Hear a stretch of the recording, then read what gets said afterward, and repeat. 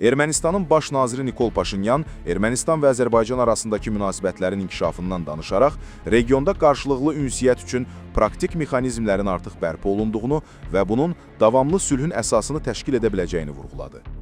Berlində keçirilən Ermənistanın sülhün, regional əlaqənin və Avropa İttifaqı ilə münasibətlərin institusionallaşdırılmasına yanaşmaları mövzusundakı panel müzakirəsi zamanı Paşinyan Azərbaycanın Ermənistana malların tranzitinə qoyulan məhdudiyyətləri aradan qaldırmaq qərarını xatırladıb.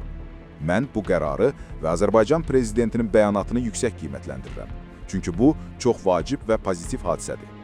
Baş nazirin sözlərinə görə, Ermənistan həm siyasi, həm də texniki cəhətdən Türkiyə ilə Azərbaycan arasında yük tranzitinin öz ərazisindən keçməsinə hazırdır.